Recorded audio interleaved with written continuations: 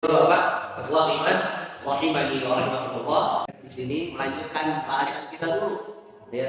Bahwa saya pernah menyampaikan bahwa Islam itu datang ke tanah Arab dalam keadaan masyarakat apa yang disebut dengan apa? Jahiliyah. Saya sampaikan waktu itu ya, dalam tataran-tataran jahiliyah itu adalah ketika masyarakat itu dalam artian bodoh, tidak ada bimbingan ilahiyah, tidak ada bimbingan agama yang benar, sehingga pantas kalau perilaku yang terjadi pada waktu itu jelas-jelas perilaku orang-orang yang bodoh. Mari saya sampaikan ya, bagaimana pembunuhan terjadi, bahkan mereka itu merupakan satu hal yang sudah biasa ya terjadi. Perzinahan pun seperti itu. Mari kita sempat sampaikan tentang pernikahan-pernikahannya zaman jahiliyah dulu ya, termasuk ya, dan yang lainnya. Kemudian selanjutnya minum-minuman dan yang lainnya. Ya, arak itu kan bukan hanya diminum zaman dulu, maka ketika euforia tentang seperti itu dipakai mandi. Ada orang mau malkabaya.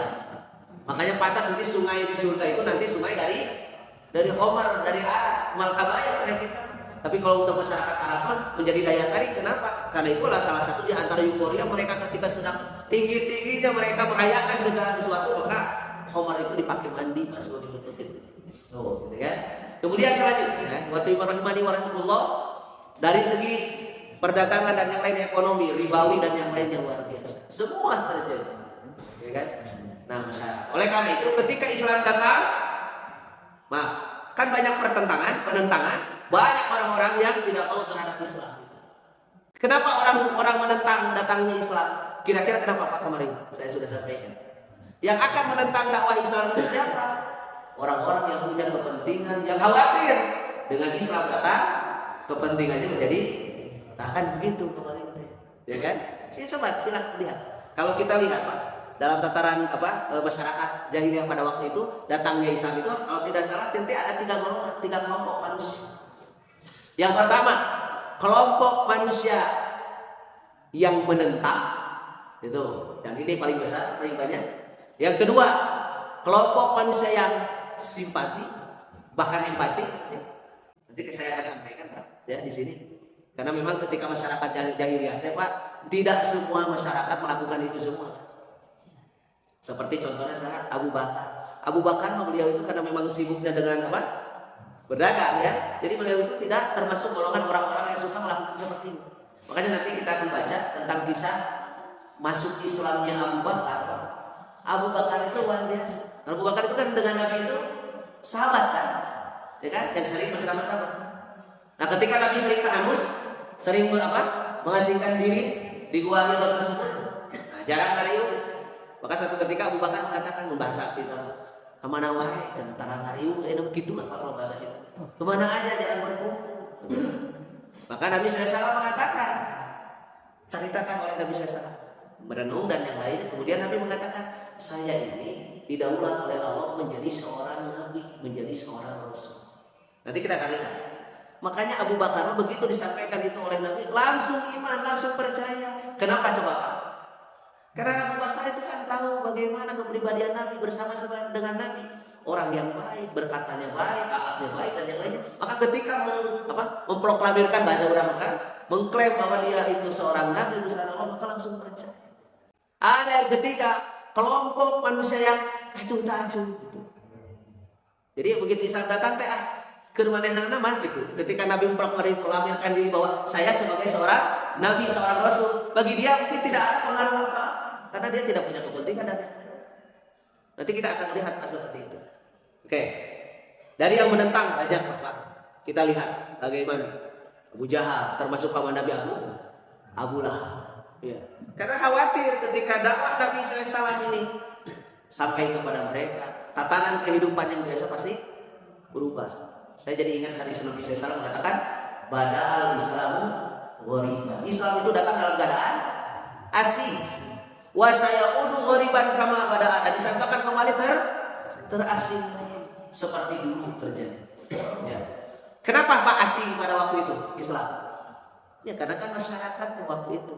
Jadi kebiasaan buruk itu sudah menjadi biasa sehingga sesuatu itu dianggap tidak buruk. Kemudian Islam datang untuk memberesi semuanya jadi asing, jadi terasing, gitu kan? Seolah-olah jadi aneh. Gitu. Keluar tidak kebiasaan. Saya dulu pernah memberikan analoginya.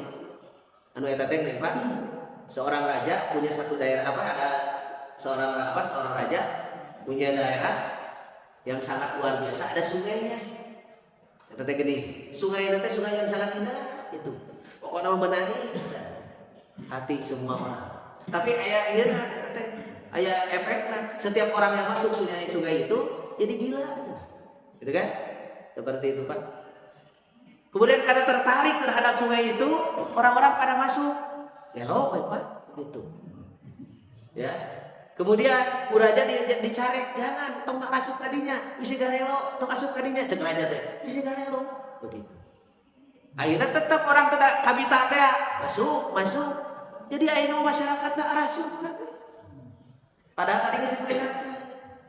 Tah tinggal si raja teh sore.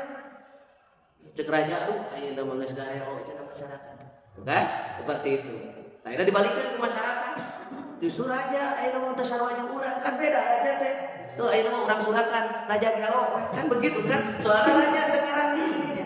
Akhirnya orang-orang yang ada di kolam itu mengatakan raja gelo tuh raja oke umpan disebut gelo mah asup pada raja oke. Jadi gelo kabeh berarti gambaran dunia gitu Pak kira-kira. Oke. Ya jadi kenapa Islam terasing, pada Islam ini agama yang lurus, agama yang benar, karena masyarakat pada waktu seperti itu menganggap pertanyaan tadi tinggal di ayat apa di hadis tadi, dan Islam akan kembali menjadi asli. Karena kehidupan jahiliyah akan senantiasa nabi-nabi sejarah akan kembali berulang. Ayat-ayatnya coba terjadi. Ya, pembunuhan, perzinahan, perjudian, kemudian tadi praktek ibadah dan pertanyaan. Sekarang terjadi tidak Pak? Tuh Masya Allah. Dan maka sebetulnya lain kudu dihilangkan. Pendidikan agama di sekolah teh justru sabalikna kudu leuwih ditekankan. Pan buktina gini kamari. Belum dicabut semuanya kan yang di Ponorogo yang mana? Bapak dengar itu nih beritanya. Yang kurang lebih sekitar 400 siswi, ya kan? Di satu sekolah ya SMP SMA yang mengajukan dispensasi ya untuk karena dia hamil di luar nikah. 400 coba Pak ya. Insyaallah ini terjadi di kamar ini. Saya juga sampai Masya Allah yang mengelus dada kamar ini. Saya lihat di berita ada anak bahkan begitu kan, anak usia 14 tahun, berarti 14 tahun deh, kelas 2 SMP gitu ya. Anak 14 tahun yang dibunuh kan, itu disebabkan apa? Dibunuh oleh laki-laki yang membokingnya.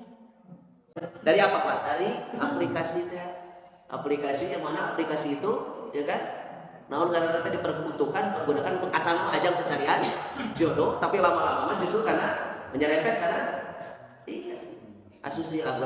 prostitusi di sini. Makanya Pak, Masya Allah tantangan yang dihadapi oleh anak-anak itu jauh lebih berat. Kemarin juga ada lagi ya berita yang luar biasa, anak umur 8 tahun berarti kelas 2 SD ini ya yang memperkosa anak 6 tahun TK 3 orang. Itu anak dilakukan oleh temannya sendiri. Nah, ini pengaruh media yang luar biasa. Ya, makanya yang namanya tadi ya perbuatan jahiliyah memandang itu Pak akan senantiasa seperti itu. Maka bagi kita penanaman agama itu yang lebih dikuatkan. Makanya mudah-mudahan kita dan generasi kita Pak ya senantiasa selalu menjaga Allah Subhanahu wa taala. Jadi saya sampaikan di sini ya, mudah-mudahan Fatimah rahimani wa rahmatullah ya. Mudah-mudahan kita ke depan mempunyai orang-orang yang mudah-mudahan ya bisa memperjuangkan Islam ini dari mulai ranah-ranah yang kecil ini sampai ranah yang lebih besar. Karena itu juga penting. Nah, selanjutnya Fatimah rahimani wa rahmatullah dari 3 masyarakat tadi ya kan, yang menentang, kemudian yang simpati tadi, kemudian ada yang biasa-biasa ya. Nanti kita menemukan bagaimana ya hidayah Allah itu luar biasa Pak. Ada orang yang asalnya menentang dakwah Islam, ada orang yang asalnya benci terhadap Islam. Tapi demikian Allah berikan hidayah kepada mereka. Justru mereka berbalik, mereka masuk Islam dan mereka menjadi pejuang Nah, ini Pak bagi kita ya. Nanti kita kembali lagi kepada sejarah bagaimana Nabi SAW mengalami masa-masa tahun-tahun kesedihan ya, di mana paman beliau yang sangat mencintainya, sangat menyayanginya, yang senantiasa selalu membantunya, kemudian meninggal dunia dalam keadaan apa? Dalam keadaan musyrik, kafir, tidak mau beriman. Padahal pada waktu itu Nabi sendiri yang langsung apa? Menyampaikan dakwah. Ketika disampaikan kepada paman Nabi, ya Nabi, qul la ilaha illallah, wahai paman, katakan la ilaha illallah, satu kalimat yang mana aku jaminkan engkau akan mendapatkan keselamatan. Jaminan dari Nabi. Tapi kan singkatnya akhirnya Abu Thalib ini tidak mau berucapkan. Padahal beliau orang yang termasuk dari 3 tadi, orang yang mana? Tadi tengok kayaknya menentang, kedua ya simpati, ketiga yang acuh hari-hari. Kira-kira kalau apa? Abu Thalib ini termasuk orang yang mana? Yang kedua, orang yang simpati terhadap beliau. Tapi beliau tidak mau menulis.